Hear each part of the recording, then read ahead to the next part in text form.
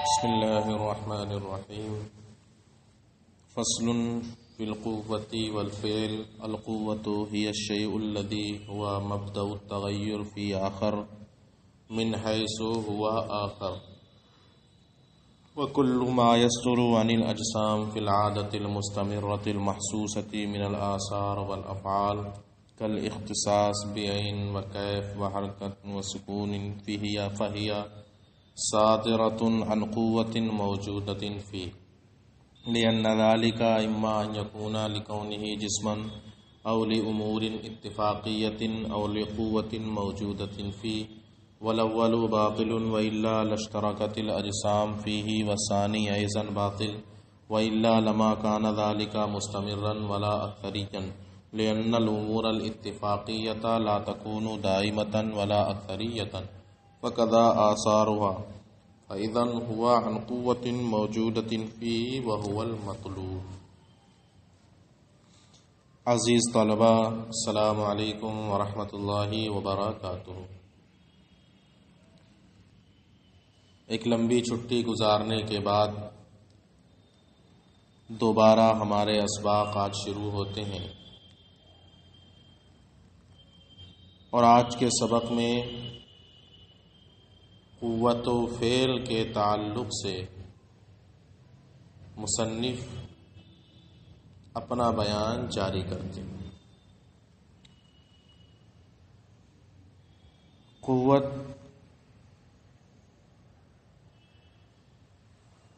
یہاں پر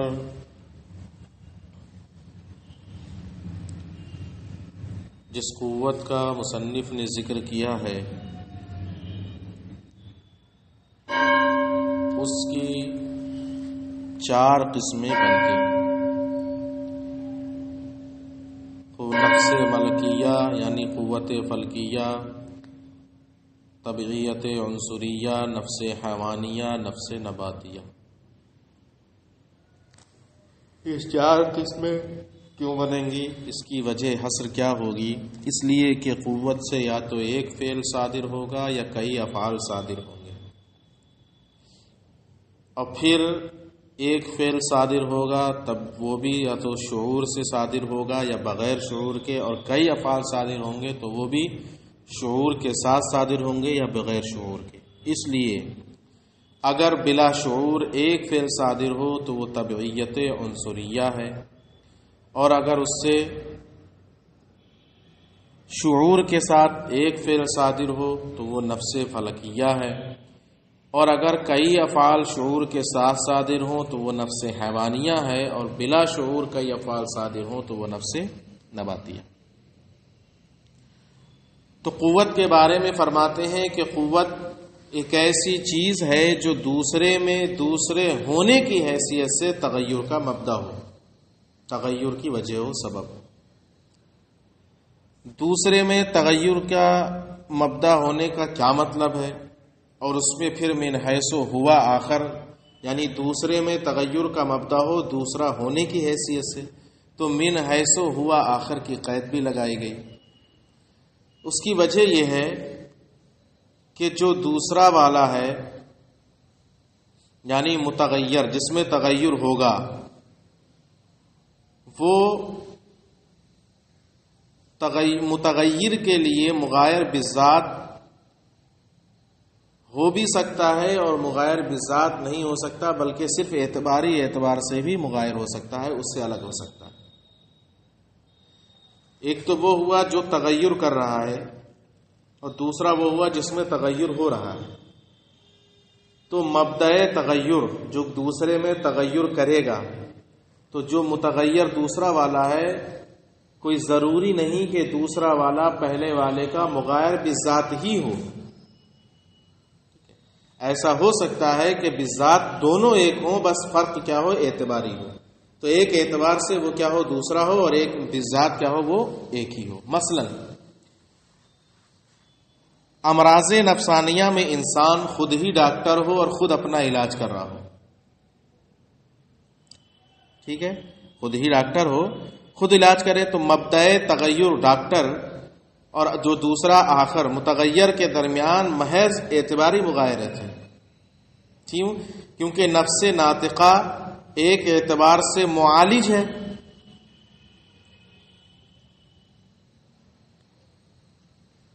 لہذا جس اعتبار سے وہ معالج ہے اس اعتبار سے وہ معالج نہیں ہو سکتی، معالج دوسرا ہوگا کہ نہیں ہوگا؟ تو معالج جس جہت سے ہے اس جہت سے معالج نہیں، اور جس اعتبار سے معالج ہے اس جہت سے معالج نہیں۔ تو ایک انسان اپنا ہی جب یہاں پر علاج کر رہا ہے تو بالذات تو کیا ہے، وہ تغیر جس میں ہو رہا ہے وہ بھی وہی ہے بالذات ایک، لیکن فرق صرف کیا ہے، اعتباری ہوگا کہ وہ جس جہت سے ڈاکٹر اپنا علاج کر رہا ہے یعنی معالج ہے، وہ اس جہت سے معالج نہیں ہو سکتا، اس اعتبار سے معالج نہیں ہو سکتا۔ تو یہاں من حیث ہوا قید، تو تغیر دوسرے میں ہو رہا ہے کہ نہیں ہو رہا ہے، تبدیلی ہو رہی ہے کہ نہیں، طبیعت صحیح ہو رہی ہے کہ نہیں ہو رہی ہے، تغیر ہو رہا ہے، یہی ہے مبدأ تغیر۔ القوت هو الشيء الذي هو مبدأ التغیر فی آخر من حیث ہوا آخر۔ قوت وہ شے ہے جو دوسرے میں دوسرے ہونے کی حیثیت سے مبدأ تغیر ہو۔ وَكُلُّ مَا يَصْدُرُ عَنِ الْأَجْسَامِ فِي الْعَادَةِ الْمُسْتَمِرَّةِ الْمَحْسُوسَةِ مِنَ الْآثَارِ وَالْأَفْعَالِ كَالِاخْتِصَاصِ بِعَيْن وَكَيْف وَحَرْكَت وَسُکُون۔ اب سنو آگے، وہ تمام آثار و افعال، صفحہ نمبر 64 کھولو، فصل فی القوت والفعل، جو عام طور پر اجسام سے صادر ہوتے رہتے ہیں، وہ تمام افعال و آثار جو عام طور پر عادی طور پر روز مرہ اجسام سے کیا ہوتے ہیں، صادر ہوتے ہیں۔ مثلاً ہر جسم لازمی طور پر کسی مخصوص عین میں ہوگا، عین کہاں، ٹھیک ہے، ہر جسم کسی نہ کسی عین میں ہوگا کہ نہیں ہوگا، اور کسی نہ کسی وضع میں بھی ہوگا، کوئی نہ کوئی اس کی وضع بھی ہوگی، ہمیشہ عادتاً ہر جسم کے لیے کوئی عین بھی ہوگا اور اس کی کوئی وضع بھی ہوگی، ٹھیک ہے، ایک شکل بھی ہوگی اس کی، ہوگی کہ نہیں ہوگا۔ تو یہ جو آثار ہیں یہ عادی طور پر ہر جسم کے ساتھ کیا ہے، لگے ہوئے ہیں، حرکت کر رہا ہوگا یا سکون میں ہوگا، یہ سب کے سب کیا ہے، روز اس سے محسوس طور پر، ایسا نہیں ہے کہ غیر محسوس ہے، محسوس بھی ہے کہ نہیں محسوس ہے، بالکل محسوس ہے، بالکل محسوس ہے، ایک دوسرے کی سمجھ میں آ رہے ہیں، آپ مخصوص عین میں ہیں، مخصوص وضع میں ہیں، مخصوص شکل کے ساتھ ہیں، سکون کی حالت میں آئے، یہ حرکت کی حالت میں ہے، تو یہ محسوس چیزیں ہیں۔ تو تمام افعال و آثار جو اجسام سے عادی طور پر مسلسل صادر ہوتے ہیں، مثلا ہر جسم مخصوص عین میں ہوتا ہے، مخصوص وضع میں ہوتا ہے، متعین شکل میں ہوتا ہے، تو یہ جتنی بھی صدور ہیں یعنی جتنے افعال و آثار ہیں، ان کا صدور جسم سے کسی ایسی قوت کی وجہ سے ہی ہوگا جو جسم قوت کے اندر موجود ہے، خارج میں کسی چیز سے نہیں ہو سکتا۔ یہ جو افعال و آثار کا صدور ہو رہا ہے جسم سے، مخصوص عین میں ہونا، آپ اس عین میں ہیں، یہ وضع خطا ہے اس وقت، ٹھیک ہے، سکون کی حالت میں ہے، یہ جو ہو رہا ہے یہ ایک ایسی قوت کے ذریعے ہو رہا ہے جو قوت جسم کے اندر کیا ہے، موجود ہے، یہی ثابت کرنا ہے۔ کیوں کہتے ہیں؟ اس لیے کہ اگر اس کی تین ہی صورتیں ہو سکتی ہیں، یہ صدور یا تو جسم سے جسمیت کی وجہ سے ہوگا، ان افعال و آثار کا صدور جسم سے کس کی وجہ سے ہوگا، جسمیت کی وجہ سے ہوگا، یا امور اتفاقیہ کی وجہ سے ہوگا، یا جسم کے اندر موجود قوت کی وجہ سے ہوگا۔ تین صورتیں ہوئیں، پھر سے سن لو، ان افعال و آثار کا صدور یا تو جسمیت کی وجہ سے جسم سے ہوگا، یا امور اتفاقیہ کی وجہ سے ہوگا، یا کسی ایسی قوت کی وجہ سے ہوگا جو جسم کے اندر موجود ہے۔ تین صورتیں ہوئیں۔ کہتے ہیں کہ پہلی صورت باطل ہے، یعنی اجسام سے ان افعال و آثار کا صدور یعنی مخصوص عین میں ہونا، مخصوص وضع میں ہونا، متعین شکل میں ہونا، حرکت و سکون میں ہونا، ان افعال و آثار کا صدور اگر اجسام سے جسمیت کی وجہ سے ہو تب تو بہت الٹا ہو جائے گا۔ جسمیت میں تو سارے اجسام کیا ہیں، مشترک ہیں کہ نہیں مشترک ہیں؟ جب سارے اجسام جسمیت میں مشترک ہیں تو اگر جسمیت کی وجہ سے یہ ان افعال و آثار کا صدور ہوگا تو سارے اجسام ہر وقت جو یہ کر رہا ہے وہی دوسرے کو بھی کرنا لازم آئے گا کہ نہیں کرنا لازم آئے گا؟ سارے اجسام ایک وقت میں کیا کریں گے؟ ایک ہی کام کریں گے کہ نہیں کریں گے؟ جب جسمیت کی وجہ سے صدور ہوگا تو جسم میں تو سب مشترک ہو، تو جب یہ حرکت کرے تبھی تم حرکت کرو، جب یہ سکون کرے تبھی یہ سکون کرے، جب یہ بیٹھے تو یہ بیٹھے. تو جسمیت کی وجہ سے اگر ہوگا تو سب کا سب کیا ہو جائے گا؟ آثار و افعال میں سب کا اکٹھا ہونا لازم آئے گا. یہ محال بات ہے، ایسا نہیں ہو سکتا. سمجھ میں آ گیا کہ نہیں آ گیا؟ تو جسمیت کی وجہ سے ایسا نہیں ہو سکتا. امور اتفاقیہ کی وجہ سے ہوگا دوسری صورت، یا ان افعال و آثار کا صدور کیا ہے؟ امور اتفاقیہ. اب امور اتفاقیہ کی وجہ سے اگر ان کا صدور ہوگا تو یہ بھی باطل. کیوں؟ کیونکہ امور اتفاقیہ تو اتفاقی ہوں گے، دائمی تھوڑی ہوں گے. کبھی ہو گیا کبھی نہیں ہو گیا. اتفاقی کا مطلب ہی کیا ہوتا ہے؟ کبھی ہو گیا کبھی نہیں ہوا. اب اگر اتفاقیہ امور کی وجہ سے ہوگا، اور یہ سارے آثار و افعال کیا ہیں؟ اتفاقی ہیں کہ دائمی ہیں؟ ہمارے لیے ہمیشہ کے ہیں. حرکت و سکون کرنا، مخصوص وضع مخصوص عین میں ہونا، یہ دائمی چیزیں ہیں، عادت مستمرہ ہے، ہماری روز کا یہ کام ہے. تو اگر ان کو امور اتفاقیہ کی وجہ سے مان لیا جائے تو لازم آئے گا کہ یہ افعال و آثار بھی کیا ہو جائیں؟ اتفاقی ہو جائیں. اور ایسا ہو ہی نہیں سکتا کہ یہ آثار و افعال کیا ہوں؟ اتفاقی ہوں. یہ تو دائمی مستمرہ ہے، یہ تو عادت مستمرہ ہے تمام اجسام کی کہ کبھی یہ کبھی وہ کبھی. لہذا امور اتفاقیہ کی وجہ سے بھی ایک ہی بچا آخری. کیا؟ ایسی قوت کی وجہ سے جو ان اجسام کے اندر موجود ہے. یہی صحیح ہے، یہی ہمارا دعویٰ ہے، یہی ہم ثابت کرنا چاہتے ہیں کہ یہ تمام افعال و آثار ان قوتوں کی وجہ سے استمرار کے ساتھ صادر ہو رہے ہیں جو قوتیں اجسام کے اندر موجود ہیں. اب ملا لو.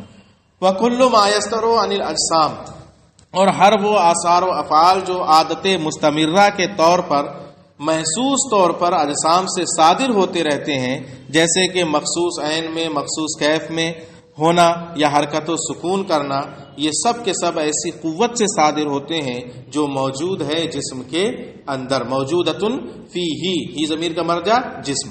لأن ذلك اما ان یکون لکونہ جسما، اس لیے کہ یہ افعال و آثار یا تو اجسام سے اس وجہ سے صادر ہوں گے کہ وہ جسم یعنی جسمیت کی وجہ سے صادر ہوں گے، او لامور اتفاقیت، یا ان کا صدور امور اتفاقیہ کی وجہ سے ہوگا، او لقوت موجودۃ فیہ، یا ایسی قوت کی وجہ سے ان کا صدور ہوگا جو جسم کے اندر موجود ہے. والاول باطل، پہلی صورت باطل یعنی جسمیت کی وجہ سے صادر ہوں، ایسا نہیں ہو سکتا. والا لاشترکت الاجسام فیہ، ورنہ تو تمام اجسام اسی میں مشترک ہو کے رہ جائیں گے.